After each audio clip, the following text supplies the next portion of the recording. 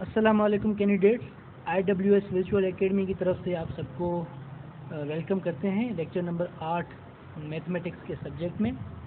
जैसा कि हम पिछले लेक्चर में सेट का चैप्टर कंप्लीट करके आए थे और उसके बाद आपकी टेस्ट ली जाएगी 1-2 दिन के बाद, वो आपको इन्फॉर्म किया जाएगा ग्रुप पे। ठीक है, तो आज के लेक्चर में हमारा नया टॉपिक है जिस पे हम पढ़ेंगे नेक्स्ट चैप्टर इज़ अलजेब्रा। जी, तो अब हम पढ़ेंगे अलजेब्रा के बारे में। सबसे पहले मैं आपको बताता चलूँ कि जो अलजेब्रा है उसको जो डिस्कवर किया वो सर अल-ख्वाज़मी ने किया। अल-ख्वाज़मी बहुत बड़े साइंटिस्ट थे जिन्होंने अलजेब्रा को डिस्कवर किया, उसके बारे में बताया। ठीक है, algebra a branch of mathematics in which variables are extensively used. मतलब कि मैथमेटिक्स की एक ब्रांच जिसमें वेरिएबल्स बहुत ज़्यादा तादाद में यूज़ किए जाएं, उसको हम क्या कहते हैं? अलजेब्रा। अलजेब्रिक एक्सप्रेशंस, अलजेब्रिक, अच्छा वेरिएबल्स मैं आपको बताता हूँ नीचे। अब मैं आपको बताऊँगा कि अलजेब्रिक एक्सप्रेशंस क्या होते हैं। Algebraic expressions any collection of constants and variables joined by fundamental operations. These are the fundamental operations: addition, subtraction, multiplication and division. उसके बाद roots, power is called algebraic expressions. इस एक्सप्रेशंस या operations या roots और power के साथ जो variables और कांस्टेंट यूज़ किए जाएं उस एक्सप्रेशन को हम कहते हैं algebraic expression. For example 3a + 5b।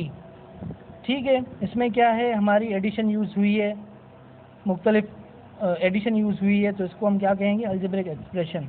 4x² - 2 / x + 7। यहाँ पे क्या यूज़ हुआ है? तो डिवीजन यूज़ हुई है और सब्ट्रैक्शन यूज़ हुई है। उसके बाद पावर भी यूज़ हुआ है, तो इसको भी हम क्या कहेंगे? ये अलजेब्रिक एक्सप्रेशन है। 4a × 3b, इसमें मल्टीप्लिकेशन यूज़ हुई है, ये भी क्या है? अलजेब्रिक। और ये भी एग्जांपल है अलजेब्रिक एक्सप्रेशन का, इसमें एडिशन, सब्ट्रैक्शन, पावर यूज़ हुए हैं। ठीक है, अब हम आते हैं, अच्छा ये थी हमारी अलजेब्रिक एक्सप्रेशंस। अब हम आते हैं जो मैंने ऊपर पढ़ाया कि वेरिएबल्स, कांस्टेंट, कोएफिशिएंट और टर्म क्या होते हैं। सबसे पहले हम लेते हैं, अच्छा ये सारी चीज़ें मैं एक एग्जांपल में आपको करवाता हूँ। मैं एग्जांपल लेता हूँ, फॉर एग्जांपल 4x + 1। ठीक है, तो सबसे पहले यहाँ पे हम देखते हैं कि वेरिएबल क्या है। वेरिएबल जो वर्ड है वो लिया गया है वेरी से, और वेरी की मीनिंग है चेंज। ठीक है, तो जो भी हम एक्सप्रेशन लें वो चेंज होती जाए, उसको हम क्या कहते हैं? एक्सप्रेशन में वेरिएबल। जैसे 4x + 1 है, यहाँ पे जो x दिया हुआ है, अगर मैं यहाँ पे x की वैल्यू देता हूँ 1, x की वैल्यू 1 रखता हूँ, यहाँ पे 1 रखूँगा +1, तो हमारा आंसर आएगा 4 + 1 5। ठीक है, और अगर मैं यहाँ पे वैल्यू लेता हूँ 2, 4 2 + 1, तो ये हो जाएगा 4 × 2 8 + 1 9 हो जाएगा। लिखने का मतलब ये है कि जैसे ही मैं x की वैल्यू चेंज कर रहा हूँ तो हमारा आंसर जो है वो चेंज हो रहा है। अगर मैं कांस्टेंट a की वैल्यू रखता जाऊँगा तो आंसर सेम ही आएगा। इसका मतलब कि जो यहाँ पे हमारी x है वो वेरी हो रही है, चेंज हो रही है। इसको हम क्या कहेंगे? ये है हमारा वेरिएबल। ठीक है, अच्छा अब हम आते हैं कांस्टेंट पे।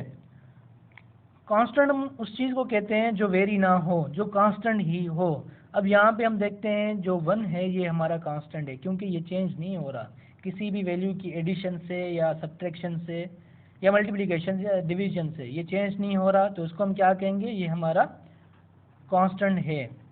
ठीक है, अभी हम आते हैं कोएफिशिएंट पे। कोएफिशिएंट हम उसको कहते हैं कि कोई भी टर्म, कोई भी नंबर या कोई भी चीज़ जो वेरिएबल के साथ मल्टीप्लाइड हो, उसको हम कोएफिशिएंट कहते हैं। फॉर एग्जांपल 4x या 5x²। ठीक है, तो यहाँ पे 5 क्या है? वो मल्टीप्लाइड है विथ x², यानी 5 हमारा क्या हुआ? कोएफिशिएंट। ठीक है, उसके बाद आता है टर्म। अच्छा term, the part of an algebraic expression connected by addition और subtraction signs are called terms. मतलब कोई भी जो हमारी algebraic एक्सप्रेशन है उसमें कोई भी पार्ट जो है एडिशन या सब्ट्रैक्शन साइन से कनेक्टेड है तो उसको हम क्या कहेंगे, टर्म। फॉर एग्जांपल जैसे मैंने लिखा 4x + 1, ठीक है, यहाँ पे हम पॉजिटिव साइन लिखते नहीं है, वैसे होती है, अगर मैं नेगेटिव साइन लूँ तो ये नेगेटिव हो जाएगी, ठीक है, इसको मैं ये ऐसे भी लिख सकता हूँ, ठीक है। अब यहाँ पे क्या हो गया, 4x कनेक्टेड है किसके साथ, माइनस के साथ, और +1 कनेक्टेड है एडिशन के साथ। मतलब मैं कहूँगा एक टर्म ये हो गया, एक टर्म ये हो गया, मतलब इसमें क्या हुए, 2 टर्म्स हुए, ठीक है। ये फर्दर मैं आपको एक्सप्लेन करता हूँ, आगे सवाल आएंगे, क्वेश्चंस आएंगे, ठीक है। अभी मैं एग्जांपल्स लेकर आया हूँ आपके लिए, बहुत इजी एग्जांपल है, यहाँ पे आप समझ जाएंगे। ज्योमेट्री में जो हमारा स्क्वायर होता है वहाँ पे जो साइड्स होती हैं वो सारी एक दूसरे में क्या होती हैं, इक्वल होती हैं, इसलिए इसका जो पेरीमीटर होता है उसका फार्मूला होता है 4 into sides, 4 multiplied by 4 sides, 4 into L, ठीक है। अभी यहाँ पे क्या हो गया, जो एल है ये हमारा वेरिएबल है, अगर हम एल की वैल्यू चेंज रखेंगे तो हमारी पेरीमीटर क्या होगी, वो चेंज होगी, ठीक है। तो यहाँ पे एल क्या हो गया, वेरिएबल। अभी रेक्टेंगल में देखते हैं, रेक्टेंगल में क्या होता है कि रेक्टेंगल की 2 साइड्स आपस में क्या होती हैं, वो इक्वल होती हैं। यहाँ पे ये साइड्स इक्वल हैं, यहाँ पे ये साइड्स, इसका पेरीमीटर का फार्मूला है 2p = 2l + b। अब यहाँ पे l + b क्या हो गया, ये वेरिएबल हो गया, क्योंकि अगर हम इसकी वैल्यू चेंज रखते हैं तो पेरीमीटर की वैल्यू चेंज होगी, ठीक है। अभी मैं एग्जांपल आपके लिए लाया हूँ कि हम जो एक्सप्रेशंस होती हैं वो इस फॉर्म में भी लिख सकते हैं, इसको साइड में रख के इस फॉर्म में भी लिख सकते हैं। अगर लिखा होगा कि a number +3, मतलब इसका क्या मतलब होगा, m + 3, a number +3। For example m एक नंबर है, वो 3 के साथ प्लस हुआ है, और इसको मैं इस तरह भी लिख सकता हूँ, sum of a number and 3, sum of a number and 3, और m इज इंक्रीज्ड बाय 3, इसको मैं इस तरह भी लिख सकता हूँ, m इज इंक्रीज्ड बाय 3, ठीक है। उसके बाद अगर मैं कहूँ कि 3 एडेड टू m, तो ये भी सेम ही हो जाएगा, या फिर 3 इज मोर देन m, मतलब ये मुख्तलिफ चीज़ें जो हैं लिखी हुई हैं, इसको हम एक ही एक्सप्रेशन में लिख सकते हैं। अभी मैं इसमें जो m + 3 है, इसमें आपको वेरिएबल्स, कोएफिशिएंट्स, कांस्टेंट और टर्म निकाल के दिखाऊंगा, ठीक है। अब यहाँ पे आप सोचें, यहाँ पे इसका वेरिएबल क्या होगा, इसका वेरिएबल होगा m, क्योंकि अगर हम m की वैल्यू चेंज रखते जाएंगे तो हमारा आंसर डिफरेंट आएगा, ठीक है। m हमारी हो गई वेरिएबल। कोएफिशिएंट मैंने आपको बताया था कि कोई भी जो हमारा नंबर या कोई भी चीज़ है, अगर वो किसी भी एडिशन या सब्ट्रैक्शन वाली साइन से मल्टीप्लाइड है या उसके साथ है तो उसको हम क्या कहेंगे, वो है, अच्छा वो हो गया टर्म। कोएफिशिएंट मैंने आपको बताया था कि कोई भी अगर वेरिएबल है उसके साथ कोई भी नंबर मल्टीप्लाइड है तो उसको हम कहेंगे कोएफिशिएंट। अभी ये क्या हो गया, वेरिएबल m + 3, कोई भी अगर वेरिएबल लिखा हुआ हो या कोई भी चीज़ लिखी हुई हो तो उसके साथ लाजमी एक मल्टीप्लाइड होता है, ठीक है। तो यहाँ पे हम एक को क्या कहेंगे, ये हमारा है कोएफिशिएंट।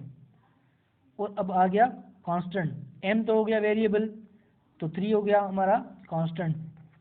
अभी हो गया टर्म्स मैंने आपको बताया कि कोई भी जो एक्सप्रेशन है उसमें एडिशन या सब्ट्रैक्शन दी हुई हो किसी भी नंबर से या वेरिएबल से, तो उसको हम क्या कहेंगे, टर्म। अभी इसमें क्या टर्म्स हो, कितनी टर्म्स होगी, 2। अभी एग्जांपल नंबर 2 में आपके लिए लाया हूँ कि अ नंबर -7 या डिक्रीज 7, नंबर डिक्रीज बाय 7, तो इसको मैं क्या लिखूंगा, कैसे लिखूंगा, कोई भी नंबर है, फॉर एग्जांपल f -7, ठीक है। तो अभी इसके मैं क्या निकालूंगा, वेरिएबल्स, कोएफिशिएंट, कांस्टेंट और टर्म्स। वेरिएबल, कोएफिशिएंट, कांस्टेंट और टर्म, ठीक हो गया। अभी इसमें वेरिएबल कौन सा है, वेरिएबल लाजमी f ही होगा, क्योंकि f क्या होगा, वो मुख्तलिफ जो है अपने वैल्यूज़ के साथ चेंज हो गया होगा। ठीक है, अगर मैं एफ़ का वैल्यू चेंज रखूँगा तो आंसर चेंज आएगा। अभी यहाँ पे एफ़ हो गया वेरिएबल, कोएफिशिएंट क्या हो गया, कोएफिशिएंट इसके साथ कुछ ना कुछ मल्टीप्लाई होगा, लाजमी 1 होगा, तो 1 कोएफिशिएंट हो गया। उसके बाद अगर ये कोई वेरिएबल है तो ये हमारा कांस्टेंट होगा, 7 कांस्टेंट हो गया। और टर्म्स कितने हैं, एक ये, तो 2 टर्म्स हो गए। ठीक है, उसके बाद दूसरा एग्जाम्पल है, ये सब्ट्रैक्शन का था एग्जाम्पल।